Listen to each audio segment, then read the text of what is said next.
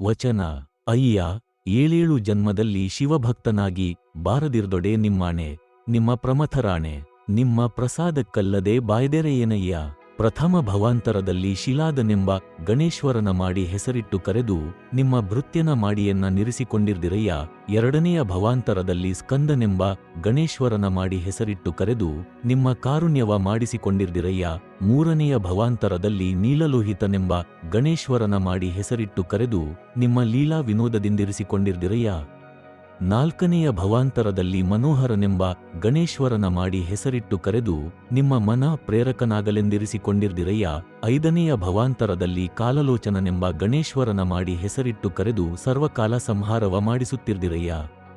ಆರನೆಯ ಭವಾಂತರದಲ್ಲಿ ವೃಷಭನೆಂಬ ಗಣೇಶ್ವರನ ಮಾಡಿ ಹೆಸರಿಟ್ಟು ಕರೆದು ನಿಮಗೇರಲು ವಾಹನವಾಗಲೆಂದಿರಿಸಿಕೊಂಡಿರ್ದಿರಯ್ಯ.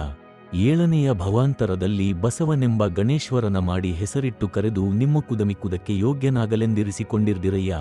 ಇದು ಕಾರಣ ಕೂಡಲ ಸಂಗಮ ದೇವ, ನೀವು ಬರಿಸಿದ ಭವಾಂತರದಲ್ಲಿ ನಾನು ಬರುತ್ತಿರ್ದೆನಯ್ಯ. ಮೊದಲ ಜನ್ಮ ಶಿಲಾದನಾಗಿ. ಶರಣನು ಮೊದಲ ಜನ್ಮದಲ್ಲಿ ಶಿಲಾದ ಎಂಬ ಹೆಸರು ಪಡೆದನು. ಶಿಲಾದನು ಪೌರಾಣಿಕ ಪ್ರಕಾರ ಶಿವನ ಭಕ್ತನಾಗಿದ್ದು ಶಿವನನ್ನು ತನ್ನ ಸರ್ವಸ್ವವಾಗಿ ಭಾವಿಸಿದನು. ಈ ಶಿಲಾದ ಎಂಬ ಹೆಸರು ಶಿಲೆಯಂತೆ ಅಚಲವಾದ ಭಕ್ತಿಯನ್ನು ಪ್ರತಿನಿಧಿಸುತ್ತದೆ.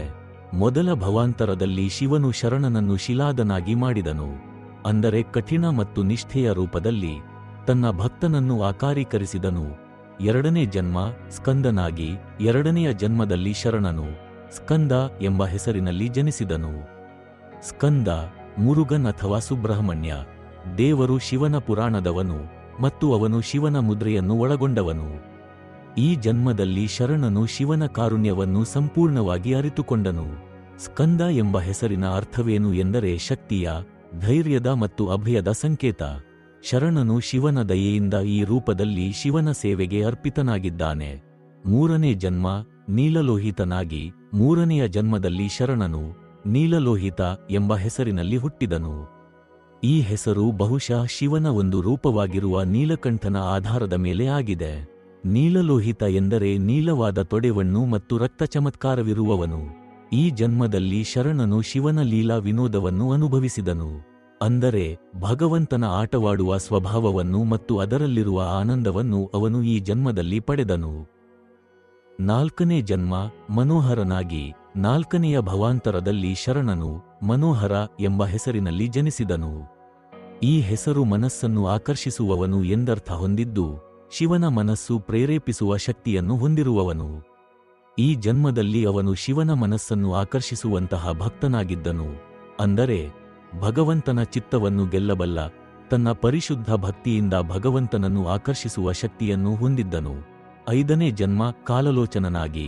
ಐದನೆಯ ಜನ್ಮದಲ್ಲಿ ಅವನು ಕಾಲಲೋಚನ ಎಂಬ ಹೆಸರಿನಲ್ಲಿ ಜನಿಸಿದನು. ಕಾಲಲೋಚನ ಎಂಬ ಶಬ್ದವು ಅರ್ಥಾತ್ ಕಾಲದ, ಸಮಯದ ಒಳನೋಟವನ್ನು ಹೊಂದಿರುವವನು. ಶಿವನ ಪಾತ್ರವೇನು ಎಂದರೆ ಕಾಲವನ್ನೇ ತನ್ನ ಇಚ್ಛೆಯಂತೆ ನಡೆಸುವ ಶಕ್ತಿಯನ್ನು ಹೊಂದಿರುವವನು. ಈ ಜನ್ಮದಲ್ಲಿ ಶರಣನು ಶಾಶ್ವತ, ನಿರಂತರವಾಗಿ ಸಂಹಾರವನ್ನು ಮಾಡಬಲ್ಲ ಶಕ್ತಿಯನ್ನು ಹೊತ್ತಿದ್ದನು, ಅಂದರೆ ಈ ಜನ್ಮವು ಅವನಿಗೆ ಸಮಯವನ್ನು ನಿಯಂತ್ರಿಸುವ ಸಾಮರ್ಥ್ಯವನ್ನು ತೋರಿಸುತ್ತದೆ. ಆರನೆಯ ಜನ್ಮದಲ್ಲಿ ಶರಣನು ವೃಷಭ ಎಂಬ ಹೆಸರಿನಲ್ಲಿ ಜನಿಸಿದನು. ವೃಷಭ ಎಂದರೆ ಎಮ್ಮೆ ಮತ್ತು ಶಿವನ ವಾಹನವೆಂದರೆ ಎಮ್ಮೆ.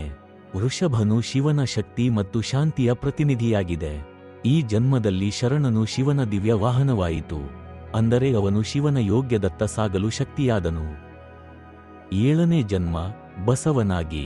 ಎಲ್ಲ ಜನ್ಮಗಳಲ್ಲಿ ಅತ್ಯಂತ ಮಹತ್ವಪೂರ್ಣವಾದುದು ಏಳನೆಯ ಜನ್ಮ, ಅಂದರೆ ಬಸವ ಎಂಬ ಹೆಸರಿನಲ್ಲಿ ಅವನು ಜನಿಸಿದನು.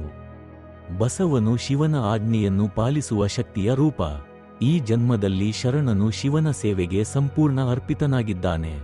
ಬಸವ ಎಂದರೆ ಬಲಶಾಲಿ, ಧೀರ ಮತ್ತು ಭಗವಂತನ ನಿಯಮದ ಕಾಯುವವನು. ಭಗವಂತನ ದಯೆಯಿಂದ ಆ ನಿರಂತರ ಸೇವೆ.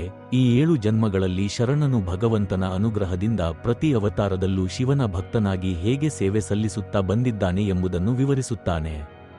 ಶರಣನು ಎಲ್ಲ ಜನ್ಮಗಳಲ್ಲಿ ವಿಭಿನ್ನ ರೂಪಗಳಲ್ಲಿ ಹುಟ್ಟಿ ಬದಲಾದರೂ ಅವನು ನಿರಂತರವಾಗಿ ಶಿವನ ಭಕ್ತನಾಗಿಯೇ ಉಳಿದಿದ್ದಾನೆ.